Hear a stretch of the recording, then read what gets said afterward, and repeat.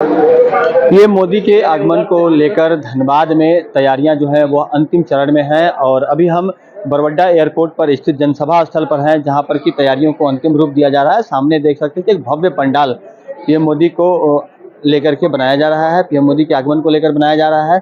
SPG की पूरी team जो है यहाँ मौजूद है और डॉग स्क्वाड की तरफ से भी की जो टीम है वह भी लगातार इसका निरीक्षण कर रही है। डॉग स्क्वाड लगातार जो है वो चप्पे चप्पे पर निगरानी रखे हुए है। और यह जो आप भव्य पंडाल देख रहे हैं, जहां लाखों लोगों की बैठने की व्यवस्था है और यह एक ऐसा मौका होगा जहां पर कि पीएम मोदी यहां से एक तरह से कहा जाए तो लोकसभा चुनाव 2024 का यहीं से बिगुल फूकेंगे, यहीं से शंखनाद होगा भाजपा की तरफ से।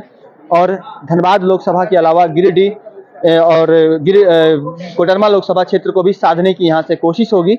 और थोड़ी देर पहले यहाँ पर जो सांसद हैं पीएन सिंह वो पहुंचे थे, उनसे भी हम बात करने का प्रयास करेंगे। अभी वो निरीक्षण कर रहे हैं। साथ ही थोड़ी देर के बाद में यहाँ पर जो फाइनल रिहर्सल होने वाला है, कल जो कार्यक्रम होना है वो रियल टाइम जो रिहर्सल है उसके तहत जो हेलीकॉप्टर है वो यहाँ पहुंचेंगे। उसके बारे में और जैसे जैसे पीएम का कल कार्यक्रम होना है उसका पूरी तरह से जो एक तरह से डेमो जो है यहाँ पर की जाएगी, उसे भी हम आपको दिखाने का प्रयास करेंगे। और उसके बाद अगर कोई अधिकारी हमसे बात करने का उनसे अगर हम बात करने का प्रयास करेंगे, अगर उनसे हमारी बात होती है उसे भी हम आपके साथ रखने का प्रयास करेंगे। पीएम मोदी धनबाद आ रहे हैं, कैसा नजारा होगा कल का और किस तरह की तैयारियां भाजपा की तरफ से की गई? एक तो पहले जो सभा स्थली है उसकी भव्यता को आप देखें, और यह जब भव्य व्यवस्था की गई है, यहाँ पर जो आम जनता है उनके लिए बैठने की व्यवस्था और सेट की व्यवस्था इतना सुंदर तरीके से किया गया है, तो निश्चित रूप से हमारी भी हम लोग इस बात को सोच रहे हैं कि यह पंडाल तो भरा रहे, पंडाल से अधिक लोग बाहर में भी दिखाई देंगे, और उसके लिए हम लोग तैयारी भी कर रहे हैं। हर एक बूथ से कम 15-20 लोग निकलें बूथ से। उसके बाद बड़ी संख्या आम सामान्य लोगों की भी है, लाभार्थी हैं, उनकी भी संख्या काफ़ी होगी। फिर अन्य लोकसभा जो गिरिडीह और कोडरमा का तीनों का यहाँ पर संयुक्त यह जनसभा है, तो हमें लग रहा है कि यह बड़े भीड़ की संभावना कल है। और उसी सर पीएम के अलावा कोई केंद्रीय मंत्री भी रहेंगे, कौन कौन से रहेंगे इस मंच पर तो हम नहीं कहे। अपने अर्जुन मुंडा जी हैं, पार्टी का माननीय बाबूलाल मरांडी जी हैं अपना, तो उस मंच पर, और हो सकता है फर्टिलाइजर मिनिस्टर वहाँ हर्ल में आज पहुँच जाएंगे, और कल भी उनकी संभावना है कि नहीं है यह भी स्पष्ट रूप से जानकारी नहीं है। वो भी इस मंच पर रहेंगे कि नहीं रहेंगे, लेकिन वहाँ सिंदरी में रहेंगे। सर कुछ धनबाद की जनता से कुछ अपील करेंगे? धनबाद की जनता से हम अपील करेंगे कि अब पहला अवसर है जो नए भारत को स्वरूप देकर प्रधानमंत्री जी धनबाद पधार रहे हैं, तो लाखों की संख्या में आकर उनसे सीधे उनकी बातों को सुने। अभी तक तो टेलीविजन पर लोग सुनते थे, आज मेरी स्वयं पत्नी ने कहा कि मैं भी जाऊंगा, तो अब उनके पास की व्यवस्था कर रहे हैं कि वो भी आ रहे हैं, क्योंकि मुझे तो सिंदरी में रहना पड़ेगा, और सिंदरी के बाद यहाँ प्रधानमंत्री जी हेलीकॉप्टर से आ जाएंगे। तो उनके पास उत्सुकता, अब महिलाओं में भी उत्सुकता कि प्रधानमंत्री जी को सीधे हम देखें, उनकी बातों को सुने।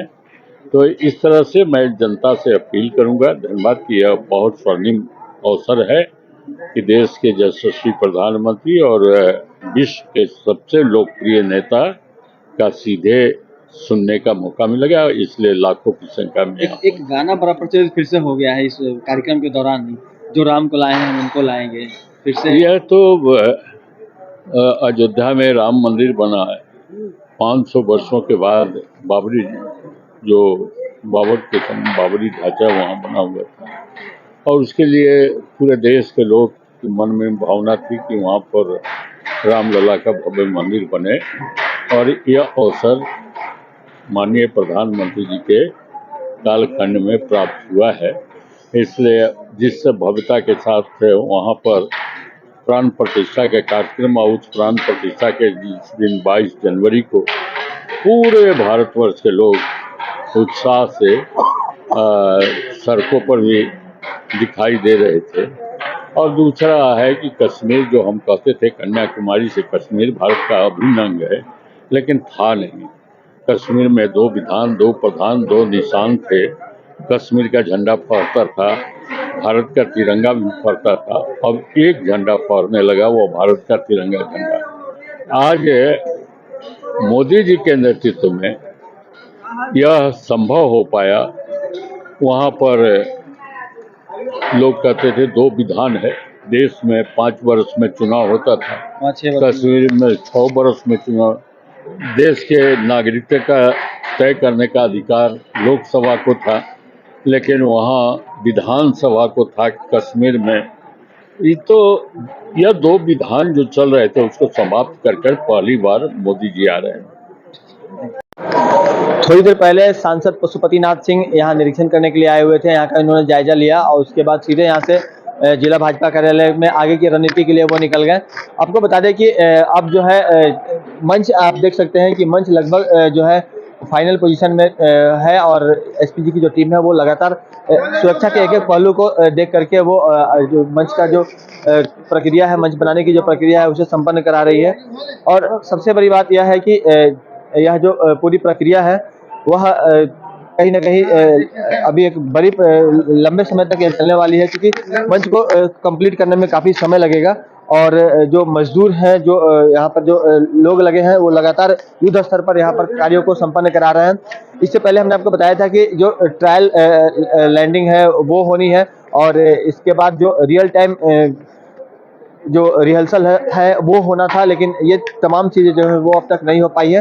लेकिन आपको इतना ज़रूर बता दें कि भाजपा से जुड़े हुए तमाम जो वरीय नेता हैं वो भी समय समय पर यहाँ पहुँच रहे हैं और यहाँ पर तैयारियों का जायजा लेते हुए यहाँ से जा रहे हैं, अधिकारियों से बात कर रहे हैं।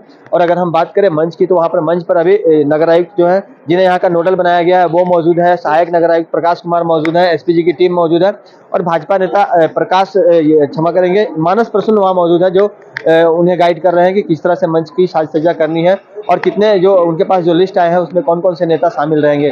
तो इन तमाम चीज़ों से हम आपको अपने दर्शकों को लगातार रूबरू जो है वो हम कराते रहेंगे और पीएम मोदी के कवरेज को लगातार न्यूज़ 22 स्कोप के माध्यम से आप देख पाएंगे और किस तरह से पूरा कार्यक्रम संपन्न होगा वह भी हम अपने दर्शकों को दिखाने का प्रयास करेंगे। सहयोगी मुन्ना के साथ राजकुमार जायसवाल, न्यूज़ 22 स्कोप, धनबाद। बच्चों को दिला रही है क्वालिटी एजुकेशन, तो अब धनबाद से बाहर जाने की जरूरत नहीं, क्योंकि धनबाद में ही खुल गया है DY पाटिल इंटरनेशनल स्कूल, जहां लड़कियों से नहीं ली जाती है एडमिशन फी। साथ ही इस साल एडमिशन लेने वाले स्टूडेंट को जब तक वो स्कूल में पढ़ेंगे तब तक ट्यूशन फी में मिलेगी 20% की छूट। Quality faculty, STEM lab, big play ground, bus facility यानी complete student friendly environment. DY Patil international school, Kailashpuram, near Memco More, Dhanbad. Admission open.